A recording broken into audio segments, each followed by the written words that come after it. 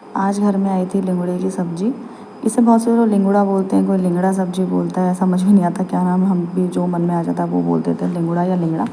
तो ये सब्ज़ी थी, मैंने कहा बच्चे स्कूल चले ही गए हैं, खाली बैठ के क्या करूँ, तो चलिए इसको सुधार लिया जाता है। थोड़ा टाइम लगता है इसको सुधारने में, पर ज़्यादा समय नहीं लगता, पर इसकी सब्ज़ी बहुत ज़्यादा टेस्टी होती है। इसमें भरपूर मात्रा में आयरन, कैल्शियम, विटामिन ए और सी, और ये इम्यूनिटी पावर भी बढ़ाता है, जो कि इस समय के हर समय हर किसी के लिए बहुत ज़्यादा ज़रूरी है। और इजीली मार्केट में ये मिल भी जाती है। हमारे पहाड़ों में तो बहुत ज़्यादा इसको खाया जाता है, यहाँ भी खाया जाता है, बट हर किसी को नहीं मिल पाती है। हमारी मार्केट में तो लगभग मिल ही जाती है। और ये आपको ऐसी सब्ज़ी है कि खाने में टेस्टी भी लगती है और इसके फ़ायदे भी बहुत ज़्यादा हैं। तो इसको मैंने काट कूट के सुधार के धो के रख दिया था सूखने के लिए थोड़ा। फिर इसकी अच्छे से कटिंग कर दी। कटिंग करने के बाद फिर हमने गैस स्टार्ट करी। गैस में रखी अपनी कढ़ाई, कढ़ाई में रखा तेल और लाल मिर्च का तड़का लगाया, क्योंकि सलाद चल रहे हैं, लहसुन प्याज इसमें लगेगा नहीं। तो लाल मिर्च का तड़का लगाने के बाद सब्ज़ी कढ़ाई में ऐड कर दी। फिर वही बेसिक मसाले आपके, जो नमक, मिर्च, हल्दी, इन सारे मसालों को सब्ज़ी में ऐड किया। सब्ज़ी में ऐड करने के बाद इसको हल्का सा भून लिया, और भूनने के बाद हमने कहा चलिए इसको पकने के लिए छोड़ देते हैं। और इसमें थोड़ा तेल ज़्यादा ही लगता है सब्ज़ी को पकाने के लिए। उसके बाद मुझे बनाई थी चावल की रोटी, या बोलूँ चावल के पराठे। बच्चों की आज फरमाइश थी कि नहीं, हमको दिन में चावल नहीं खाने, चावल के पराठे खाने। तो मैंने कहा चलिए उसकी भी तैयारी कर लेते। तो एक पैन में मैंने चढ़ाया पानी। पानी जब गर्म हो गया तो उसमें मैंने अजवाइन, नमक और रिफाइंड डाल के छोड़ दिया था पकने के लिए। और दूसरी तरफ मेरी सब्ज़ी बन रही थी, इसको मैं टाइम टाइम पे चला रही थी और देख रही थी कि पके या ना पके। वैसे भी इसमें तेल ज़्यादा लगता है तो तला लगने का कोई सवाल ही नहीं है, लेकिन फिर भी मैं उलट पलट रही थी इसको।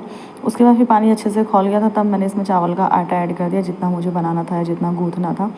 इसके बाद इस बार मेरा चावल अच्छे से भुन नहीं पाया था। ये रोटी पराठे तो उसके सही बने, लेकिन जैसा मुझे चाहिए था वैसा नहीं बना, और साइड में गिरे जा रहा था। और कुछ लेडीज़ की आदत होती है ना मेरी तरह की, बस साइड में गिरा तो हाथों हाथ पोंछो, चाहे हाथ जल जाए चाहे कुछ भी हो जाए। फिर आटा ऐड करने के बाद इसको ठंडा करने के लिए मैंने छोड़ दिया और गैस को ऑफ करके रख दिया था।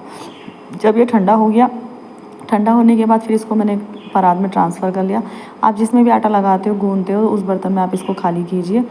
फिर जितना भी चिपका था मैंने निकाला। मैंने कहा वेस्ट नहीं करना है कुछ भी। फिर इसके बाद मैं ज़्यादा हीरोइन बन रही थी, हाथ से चेक कर रही थी कि कितना ज़्यादा गर्म है, लेकिन मुझे रियलाइज़ हुआ कि बहुत ज़्यादा गर्म है। अब इसको ठंडा करने रख दिया जाता है, उसके बाद ही हम इसको यूज़ करेंगे। तो मैं इसको थोड़ा सा चला रही थी या फैला रही थी कि ये ठंडा हो जाए। फिर ठंडा हो गया था तो थोड़ा सा मुझे लगा इसमें रिफाइंड ऐड करने की ज़रूरत है, तो मैंने इसमें थोड़ा सा रिफाइंड ऐड किया। और जिस बर्तन में पानी में पकाया था, थोड़ा सा उसमें पानी और गुनगुना कर लिया। फिर हल्के हाथों से सबको अच्छे से मिक्स किया, ताकि जो इसमें नमक, अजवाइन सब कुछ है वो अच्छे से मिक्स हो जाए और सब में टेस्ट बराबर आए। ये नहीं कि कहीं नमक ज़्यादा हो रहा है और कहीं कम हो रहा है। इसलिए मैं इसको हल्के हाथों से थोड़ा थोड़ा करके मिक्स कर रही थी। मिक्स करने के बाद आप देख सकते हो पानी की ज़रूरत ही नहीं पड़ रही थी, ये आटा अच्छे से मिक्स हो जा रहा था। फिर मैंने पहले पानी का यूज़ नहीं किया, मुझे जितना लगा कि आटा मिक्स हो सकता है उसको मैं अच्छे से गूँथ रही थी, ऐसे ही मिक्स करने में लगी हुई थी। जिस समय पे धान होते हैं, अगर उस समय के धान को कुटवा के उसका आटा बनाया जाए तो बहुत ज़्यादा सॉफ्ट होता है। बाकी गर्मी में अगर आप बनाओगे तो वो आटा बहुत बेकार होता है। और ये देखिए मैंने आटे को अगर गर्म पानी में ऐड करके बनाया है ना, तो कितना ज़्यादा सॉफ्ट बना है। उसके बाद सब्ज़ी तो हमारी पक गई थी, उसको हमने किया साइड और तवा उठा लिया था, क्योंकि तवे का ही काम है, पराठे तो तवे पर ही बनेंगे। फिर यहाँ मैंने कहा जब तक तवा गर्म हो रहा है इसकी मैं लोइयाँ बना के रख लेती हूँ। फिर मैंने इसकी लोइयाँ बना के रखी। तो हाँ, मैं क्या बोल रही थी कि गर्मियों में जो हम पराठे बनाते हैं या चावल की रोटी बहुत से लोग खाते हैं ना, तो वो नहीं बना पाते। हमारे पहाड़ों में कहा जाता है कि अगर गर्मियों में हम खाते तो मड़मड़ हो जाता है। अब मड़मड़ की हिंदी तो मुझे नहीं पता, इतना समझ में आता है कि मतलब इस टाइप का हो जाता है कि बनता भी नहीं है, रोटी फट भी जाती है और खाने में भी टेस्ट नहीं होता है। लेकिन जिस समय पे धान होते हैं उस समय अगर ताज़ी धान का आप पिसवाओ ना चावल का आटा, तो बहुत टेस्टी मतलब उसकी रोटी बनती है, एकदम सॉफ्ट और मुलायम बनती है।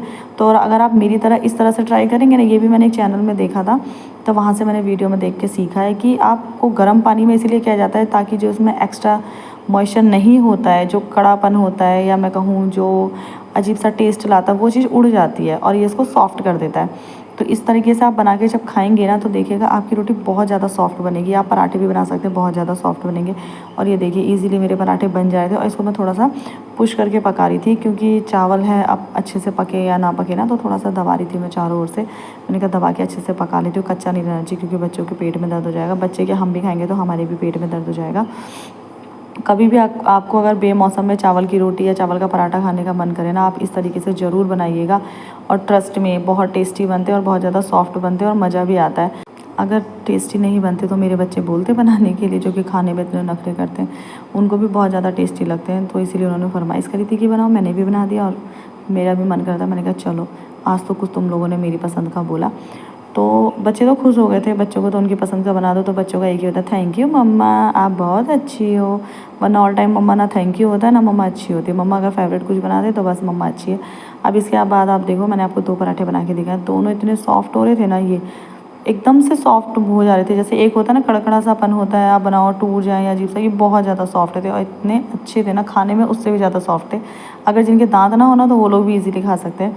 तो यहाँ पे मैंने साइड में रखी हरी मिर्च और साइड में रखे पराठे। इसको तो मैंने अच्छे से इंजॉय किया।